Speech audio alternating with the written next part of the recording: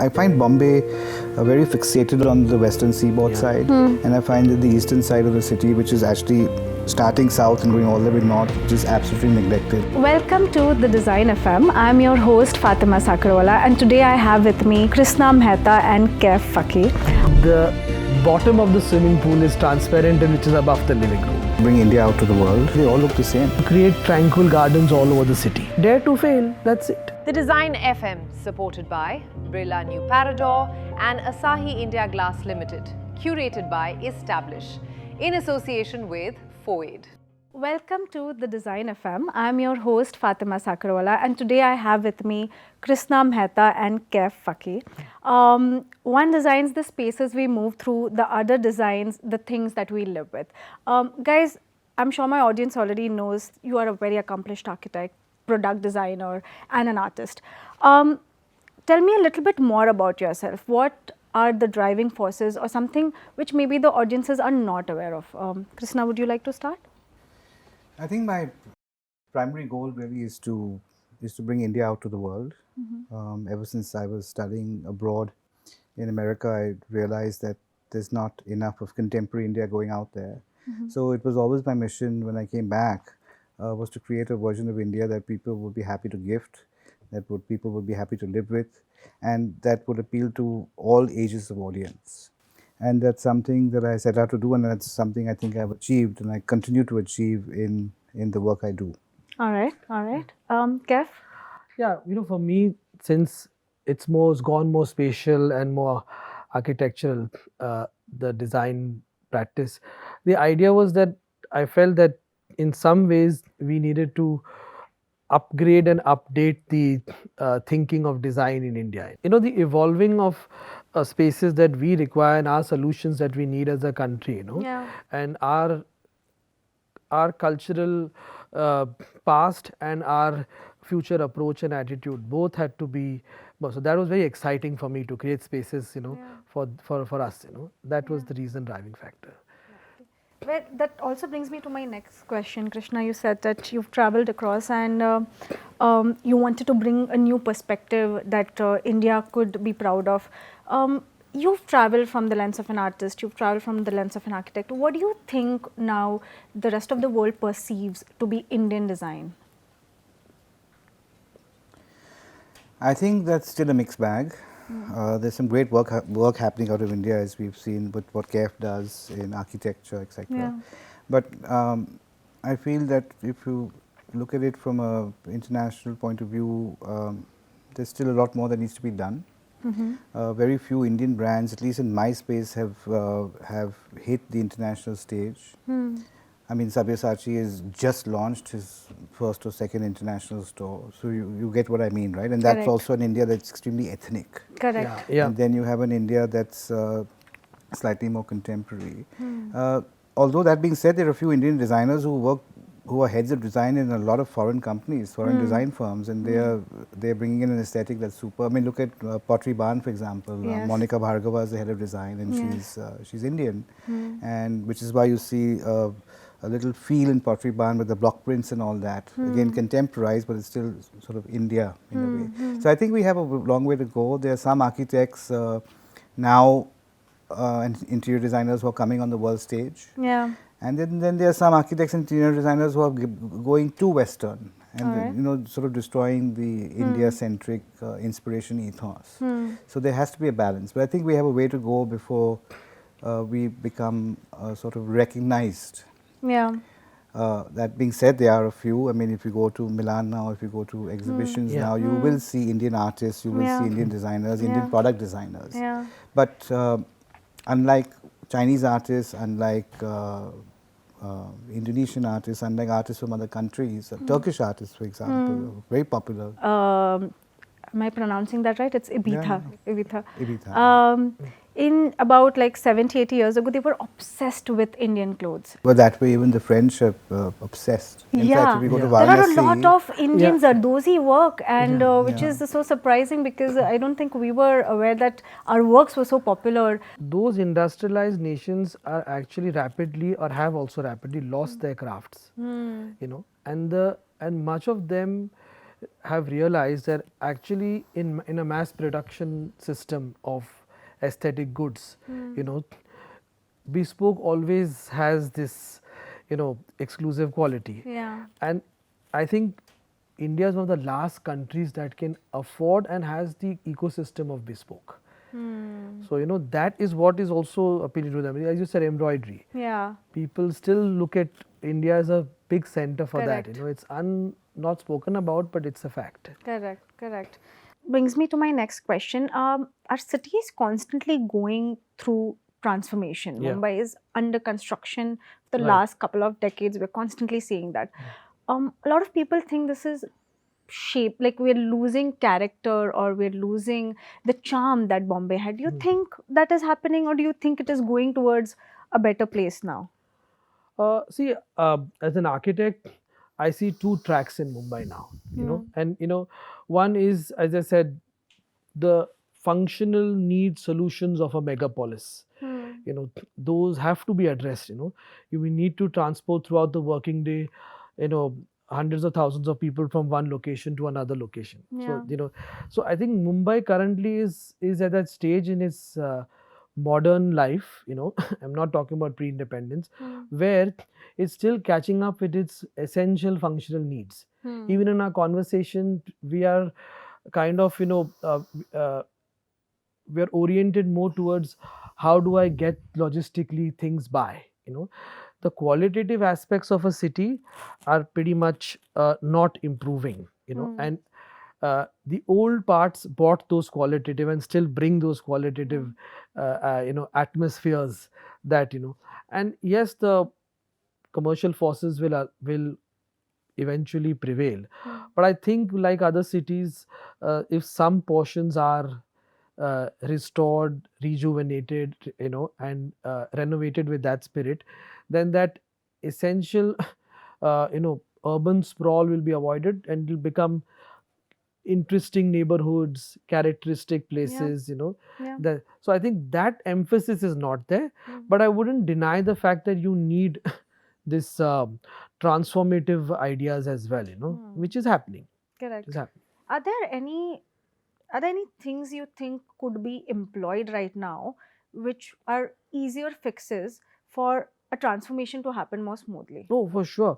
Like I feel what is, I mean, since we're talking about Mumbai, and this applies to all cities, I would say in India, we are at a paucity of time. Correct. Okay, the speed of life is also increased due to digitization. You know, so digital world has brought a faster way of living.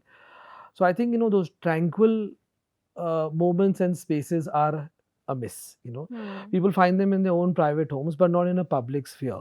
Yeah. So what perhaps could be done, a very simple fix is, you know, you come up with the idea of a tranquil garden, and you've got open spaces which are you know, neglected. So, you know, you have this idea that you'll give a personality to a garden and you'll create tranquil gardens all over the city. So people can slip in, enjoy, have a moment of their own mind and time, and this is very easy to do. You know, Yeah. it requires the powers to be and the design fraternity to come together, and it doesn't require huge infrastructure, permissions, all of that. You take your neglected spaces, you map it, and then you say, let's convert this into neighborhood tranquil garden. This is just one idea. Yeah. Krishna, do you have anything to add to that? Yeah, I think Bombay as a city, unfortunately, is looked at in ways that importance is given to some areas and unimportance to some. You know, unlike Hong Kong, or unlike New York, or unlike Sao Paulo, or any other sort of, even Jakarta for that matter. They, you know, I find Bombay very fixated on the western seaboard side, and I find that the eastern side of the city, which is actually starting south and going all the way north, just absolutely neglected. I mean, look at what is happening with Lower Parel today. Just go into Mazgaon, just go into, you know, other parts of the city. You see the western seaboard, it's all clean and proper. The Yeah. moment you start going into Worli, into Dadar, into this, into that, you see a gradual sort of decline in infrastructure. Yeah. And I find that's not nice. I think everything needs to be given as much importance. The city has to grow in a way that it can. And what Kaif is saying about the spaces, in many city planning studies I've read of Bombay from the 1960s, these have been planned before Yeah. Yeah. by big Yeah. architects, by big designers, but no one takes it seriously. And Yeah. today we are at a state. I remember Alfaz Miller, who's a fellow architect, Right. he was giving an interview in this room, and it took him 2 hours to reach here. Why? Because just off the ceiling, Yeah. he couldn't enter BKC because too much traffic. Yeah. And this is new Bombay. Yeah. This is a new part of the this city. is the planned Bombay. And no planning was given to the infrastructure of BKC itself. So that's a good Yeah. example. Yeah. Is there a part of old Bombay do you think is being extremely neglected, or we're losing it very rapidly and we're not even kind of realizing that we're losing it?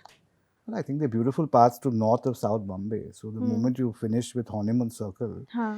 and you go further towards P. De Mello and here, there, all the way down, Yeah. all those parts of Bombay are still beautiful. Yeah. You know those BPT Mohammed Ali lands? Road, yeah. Those BPT lands also. There's some Gorgeous. amazing buildings, gorgeous building with clock towers and all in those places, and they're completely off the radar of anybody who actually, moves around Mumbai. Yeah. Kev, my next question is for you. For the likes of Shah Rukh Khan and Gautam Singhania, are there any outlandish requests that you receive from any of your clients, and did you execute them? Yeah, I think maybe not these two clients, but there are clients who've given us Should not be named. some pretty outlandish requests. Yeah. So we currently also there is an outlandish request Really? which we are doing is there is a living room and the bottom of the swimming pool is transparent and which is above the living room. So the entire bottom is glass, and it's being executed in a multi-story house, and it's very high profile. And the entire bottom. So this is like the client request that I want to see the pool bottom when I'm in my double height living room. So Wow. that's a very, and it involves a lot of technological sophistication, I'm sure. a lot of very ingenious planning. It's actually a quasi-engineering effort between Germany, China, India. Oh wow. So it involves design, engineering, manufacturing, and then of course site. So things like this. I've even done aquariums in the floor.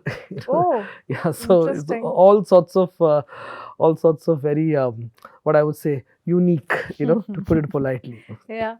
And Krsnaa, have you ever had any of these requests from your clientele? Yeah, I once had Harsh Neotia from Ambuja Realty in Calcutta. He wanted me to paint an entire bungalow with Calcutta-inspired mural. Oh. So that whole house was covered like a work of art. So That must have looked beautiful. It looked nice, but it's quite a large project sort of on that Yeah. scale. Yeah. And then there are many clients in places like Kolhapur and Shorapur and all these. I won't name them, but they all want to show how much money they have. And they give you the most outlandish requests, like this, an embroidered artwork from starting here and ending there. Like some whatever 100 square feet, 200 square feet kind of this thing. So yeah, they are outlandish requests that come. Of course. And have there ever been any projects which could have bought you money for the brand or for the practice, but on certain grounds you said no to it? Have there ever been any of those? Well, I am a master at somehow convincing the client that they made the decision when it was my decision. So even if they had an idea that was whatever, I'd somehow make it as if they gave the idea, Yeah, but I yeah. coax them otherwise. Wow, very cool. And I'm sure you're the same. Yeah, I think with once you've crossed a certain 2 decades of design, Yeah. then I think psychology becomes so sharp in your mind. Yeah. And you understand all sorts of people from all sorts of lives. I'm sure Krishna Correct. is dealing with the same kind of situation, and it actually makes you a very socially intelligent animal. So that's one thing. But the one or two normative principles which I always keep when doing or not doing a project is high standards of quality. Because I think we really need to push that up in India, as we say, Yeah. as you were saying that, you go to other cities and they have a very evened out approach to quality. It's not that one area would get a low level Yeah. of Yeah. experience and one would get a higher. So I think the quality is a very important aspect for me. And the second is, uh, agency in design. I mean, that, to allude to what you were saying, that you have a certain intuition, you have a certain drive towards the project, and and along with all the commercial aspects, if this aspect of your agency doesn't shine through, then it's just a contracting job. Correct, correct. You think a lot of young designers are doing that right now? They're giving a lot of agency to the clients and are sort of just going with what the client wants and are losing their power in the entire transaction? I think so. If I was to make a candid statement, I think so. And it again boils down to the fact that if you're going to design a project with a fear psychosis, oh, will the client like it? Yeah. Or is he going to, or am I listening to it? Whatever. Then you're going to, as I said, you'll play to the gallery, but again you'll homogenize your entire character of design. And it's essentially going to be only a mirror of what society wants. The designer is a creative being, and he's an initiator. He's a propagator after being the initiator. So I think that should never go. And dare to fail. That's it. Correct. Dare to fail. Okay, and don't fail at a very high cost, as a project, but you become sensible, how much to experiment, how much to. I think that comes with age as well. Yes, as in when you do yes. more work, of course, Yeah, that also evolves in it. And what are your thoughts on this? I was just thinking, if you look at the pages of some of the publications on Instagram, and you see these project after project, you'll note at some point you'll say they all look the same. Yeah. And with so many of these new projects, particularly residential, it's that same grey wall, that same rattan work or whatever that work is, a bench. It's those, almost the same lines. And I just feel that people It's are become a not little experimenting enough, and it's become quite temporary in that sense. So I have a formula for this, actually, which I amusingly came up with this idea that, okay, if you want to design, follow these 3 steps, Exactly. So that's, I think, what they're doing. Yeah, it's sarcasm. Yeah. I'm saying it in sarcasm. So, first you say that, okay, I'm going to derive, derivative of process, take this, take this, take that. And then I'm going to, collage it. And then I'm exactly. And then I'm going to iterate it. That's it. You just need to do those 3 steps. And you say, okay, Art Deco, I'll derive all the Art Deco references. Okay, then I'm going to collage it. And then I'll mix iterations to it. It's done. So I think that to move away from this consciously and take a harder path in life, that's really important. Do you think AI is going to make it? I know this is a very two-topic conversation. Yeah. But do you think AI is going to make this process worse for designers going further down? AI is emulating this process. AI is actually, whatever the mid journey, the other applications. They're actually fabulous, some of them. Yeah. I mean, incredible. They're actually accentuating this process in the sense that they've understood how this works, and they've kind of formulaic. It's called a Markovian process of how you iterate, step by step, and it's done using network theory, neural networks. But AI has actually adopted it from exactly this. I'll give a different example to explain to you what probably AI can't do. If you have a cultural aesthetic sense, which is foreign to your own culture, and if it's outside the system of the network, so to speak, say some obscure cultural reference that you're bringing in, that is not available in the knowledge pool of AI. So that automatically transforms what you are bringing to the table as a human being.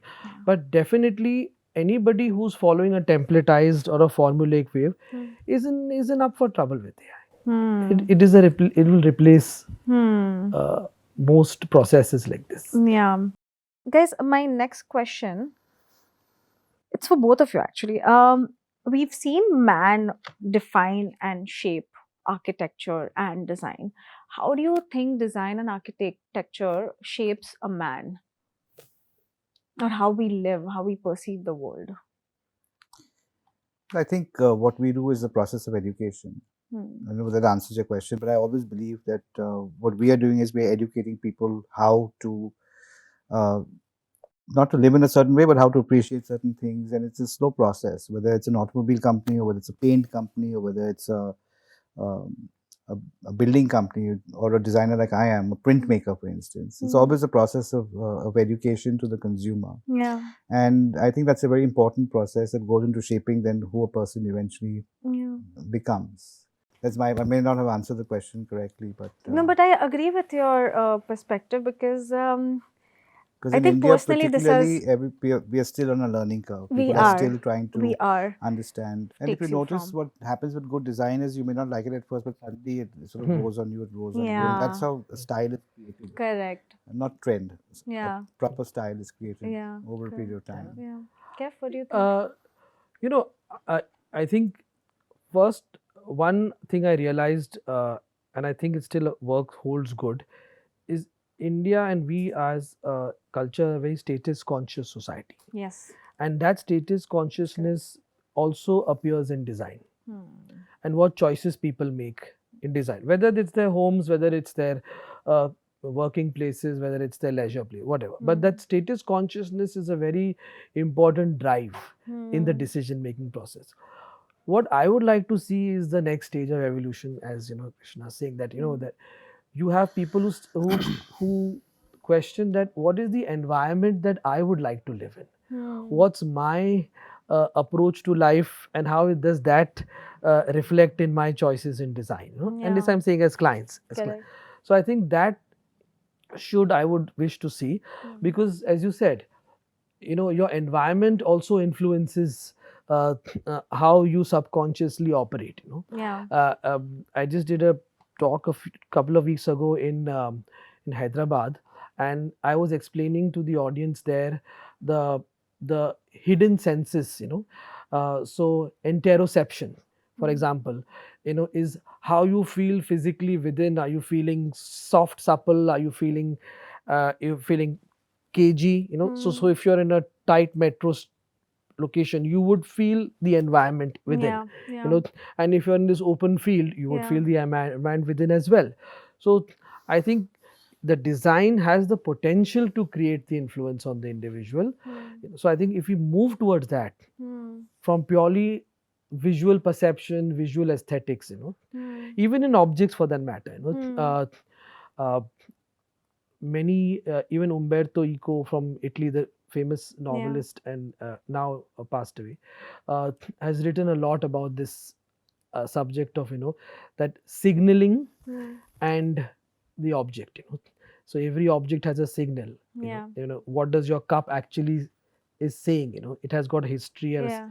similarly, I Who think is this? The Science of Design or something? That's the book, right? right. Yeah. So I'm trying to say that definitely the influence is there, but I think we need to move away from the status conscious Yeah. approach. I think somebody also spoke about how our cities, a lot of our cities look like a motherboard.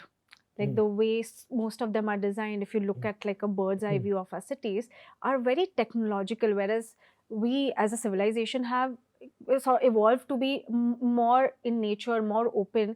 But in the last few decades, that has completely changed, and now everything, it's technology seeping into everything. Of course, it's not lost on us, but it's happening on such a grand scale, which sometimes it does not occur to you till it's brought up to your attention. Well, I would say that's a function of urban planning, of how a city, or the amount of space a city has to grow. I mean, look at Barcelona, for instance. I think that city is A complete. It's got a lot of grids, got and there's a grids. proper system of a 9 houses, and then a central open space which has a non vehicular back alley. So what I feel is that what was the definition of a city in the medieval times? It's a wall and 10,000 people or 20, 50, whatever. It's a limited. Now the definition has changed to almost becoming as I said, a megapolis. Places like Tokyo have done a decent job because they have created a lot of character within the city, and it's the largest city in the world. So if Tokyo can do it, India and our cities can also do it.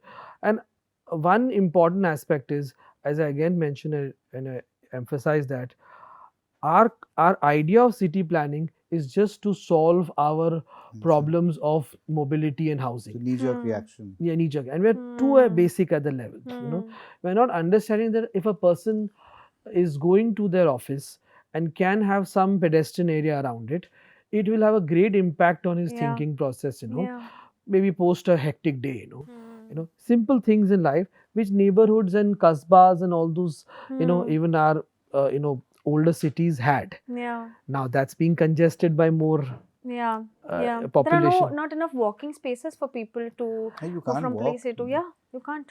unless Which you go is- somewhere where you think you can walk, like say some parts of Fort and whatever. Otherwise, the neighborhood culture. I find, you know, what I find interesting about say Bandra, for instance, is there's some amount of neighborhood culture. It is. There's some It amount of is. walking that It people is. are doing, Yeah. which I don't see in Malabar Hill, even or any other parts of the city. Yeah. Likewise in Kulaba also where I stay, Yeah. it's also, you know, has some of the retention of that, you know, neighborhood planning is still there, you know. And actually then it activates the neighborhood. But People know each other. Correct. It's called a neighborhood. Yeah, That's the thing. Yeah. Yeah, I think now our cities are evolving in such a way where you don't know your own neighbor, Yeah. where you're unaware of what's really happening. Alienation. Alienation has happened, and we keep calling it a community, but it's in fact the exact opposite. Yeah. It's more isolation. You know, coming back to that earlier point, I was looking at Bangalore airport and some of these new airports that are actually working with artists and craftsmen and trying to do things. Again, that whole thing of education. You know, people are now experiencing all this work and a contemporary nature of the same work. You know, the same old handicraft but done differently. And I think that's nice. That's nice. Yeah, it's But nice. don't you think all the airports have started looking more similar? Like every airport that I now see. Yeah, I think some of the new airports are now Yeah. starting to look a bit I remember similar. the Lucknow airport and the Kochi airport used to look very pretty. Right. But now it's become the same. It's the same facade. It's the same structure.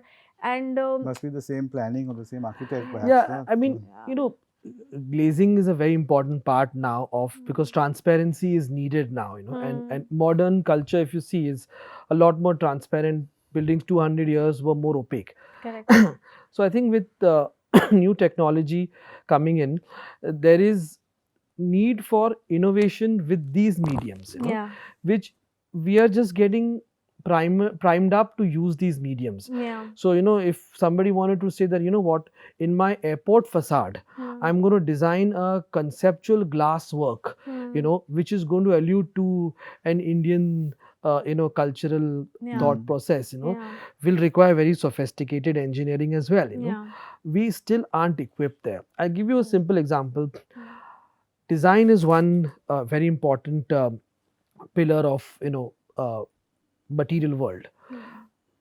Engineering is highly neglected, I feel, in so the design fraternity and community, maybe say I would say in the 21st century, but the engineering fraternity is still in the previous century. Oh, really? And a lot has to do with the fact that I think they are not paid well and they are not valued. So, you know, when you get modern technology, you know, even in ceramics and all, you know, you need the engineering support as a designer. This will really, if this changes, like it has in so many of the Asian countries like Singapore or the Middle East, you know, where there's good engineering available. Yeah. This will help more creative work. So now they're hiring engineering consultants now? Or?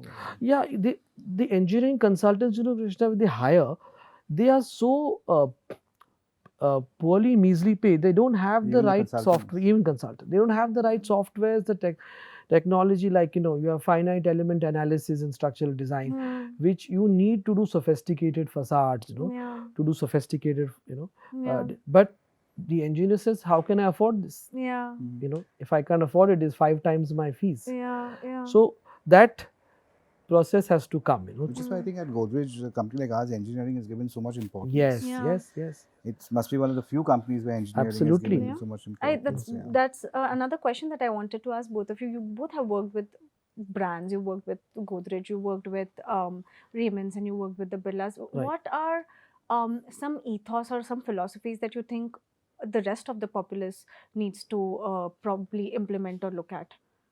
Krsnaa, I'll start with you. See, I think the one driving force which I've seen, I mean, the brands you mentioned and which I've worked with, is excellence. There's always a drive to better the next thing. And there's always this encouragement that let's raise the standard, and let's raise the bar, and that encouragement comes, of course, with a lot of culture and a sense of respect for the designer, and to hear the voice of the designer and understand what they are conceptualizing for their projects. I think that is extremely important, which I see. So every time you do a project, it raises your bar, it raises their bar. And in India, I think the one of the uh, one of the most important pertinent issues, and we feel it, I'm saying it, is we're still trying to catch up. We're still trying to catch up. We're looking outward yet. We don't have people looking in India saying that, oh, what have these guys done? We're still not there yet. So I think that raising the bar is a very important part of the. Godrej is a company I'd say is one of the best when it comes to integrity. We just had a show which finished a while ago called Conscious Collective, which was all about environment and sustainability and the importance given to that, to each of the businesses, whether it's appliances, whether it's interiors or whatever it is. I think they're very strong on their values, and that's important, because I think a lot of companies today are sort of ruthless in their approach. This is not a ruthless family. This family believes heavily on principle, which is why they're the most respected in the industry. I wish more companies would keep the human first, and the idea of the brand name or recognition or the perception that the public perceives later, which I think exactly, that's something we see at work every day. Even with the empowerment of the people that work in the company, whether it's education or whether it's upliftment or growth, it's there, and I think that's important. I'm not saying other companies in India are not doing it, but I think that some companies and families stand on principle which are important. It's a legacy company, it's at a different league. It's a legacy company, exactly. What's one design opinion both of you have that, if said publicly, would probably get you in trouble? And I know this is a public forum. I want to pick your brain on this. I want to meet this client, so that would be little outland, would get me in trouble, but I'm waiting for that client. I hope that comes to you someday and you call me and tell me that this happened finally. Krsnaa, what about you? Well, I'm dying to sort of create something. If talking about what you said, I think I'm enjoying the use of reflection now and mirror now. And if you've seen some of the latest installations I've done, they're all about print reflecting in mirror. And I think that can go to a whole other level if you're allowed to take it to that level.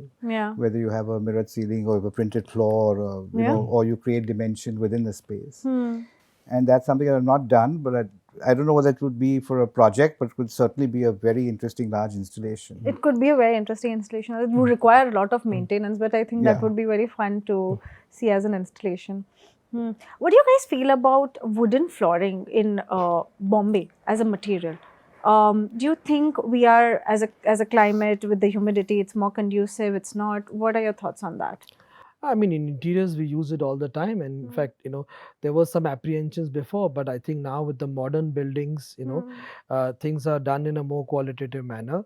So, and wood brings a warmth and richness. You can't deny it.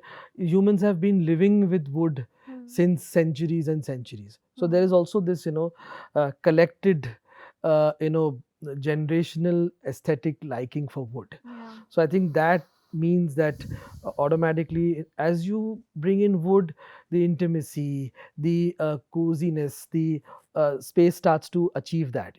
So it's a great medium. And earlier there were some reservations, but I think all of them have gone now. It's pretty universal. And I think there are a lot of options available now in the market. Oh for yes, something like so this. for all categories of budgets, so and all categories of quality, from castle wood to simple laminate.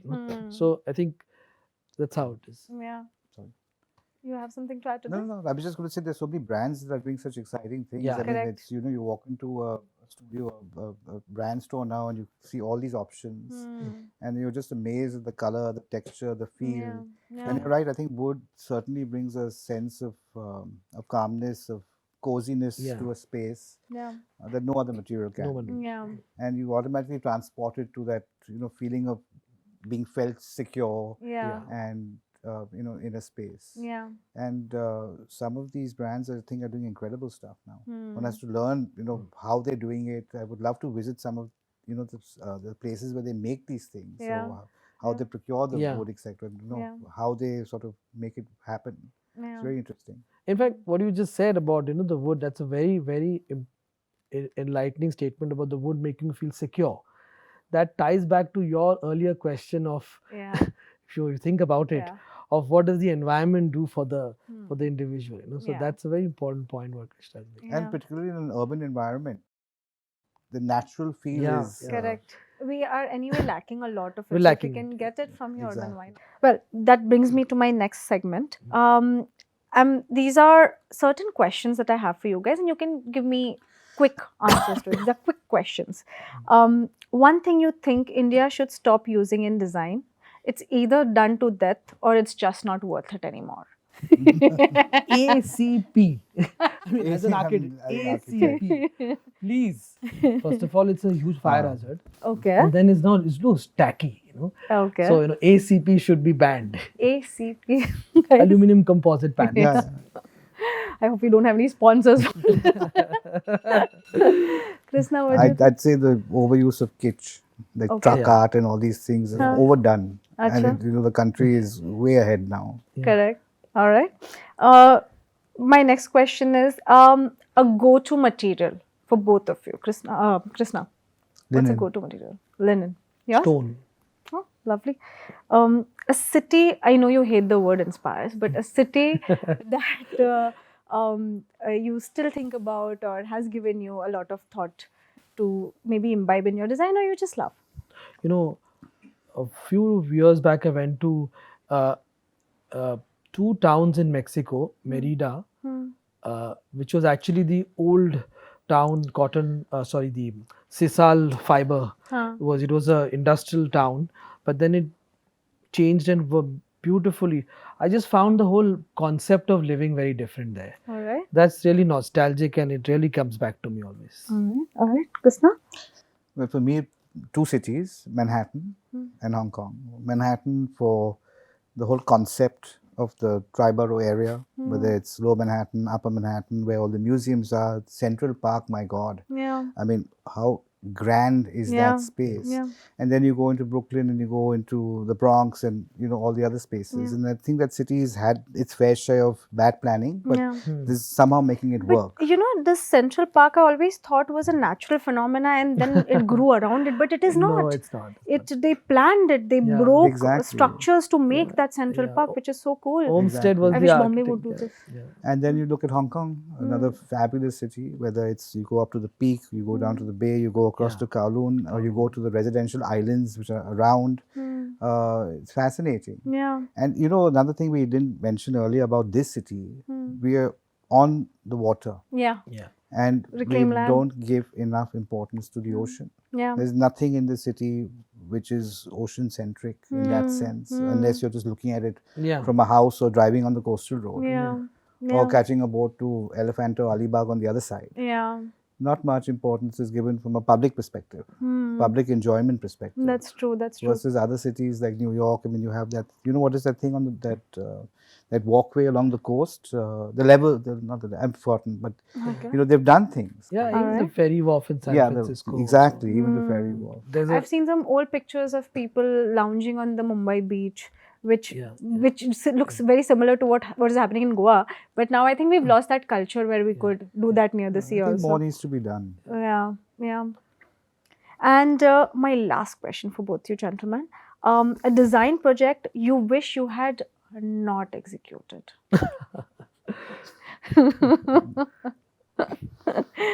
I can't name the client, but this house that I was just forced into doing it, then it was just became a nightmare. Really? At one point, I'll tell you this funny story. I was sitting with all my swatches and all on this garden, my mood board, so as to say.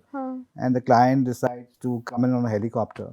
And he lands like 15 feet away from me, and everything on the table just flies off. Yeah, so that's the level of frustration. Okay. Funny story, but Yeah. Yeah, again, I would say it was a house project, and whenever we're sitting on that meeting, my voice inside is saying, no, no, no, no. It's being tortured from within, you know. And I'm still saying, no, I have a responsibility, you know. There was always this conflict, you know, between what the architect wanted and what the business, what was this. So, I mean, but you know, all in good sport. You know, you always going to have some of those. Correct. and The you're always challenges are supposed to be overcome, of Absolutely, course. absolutely. Yeah. Yeah. Well, that brings us to the end of the show. You guys have been phenomenal. Thank you so much. Thank you so much for tuning in. This was the Design FM. Thank you, gentlemen.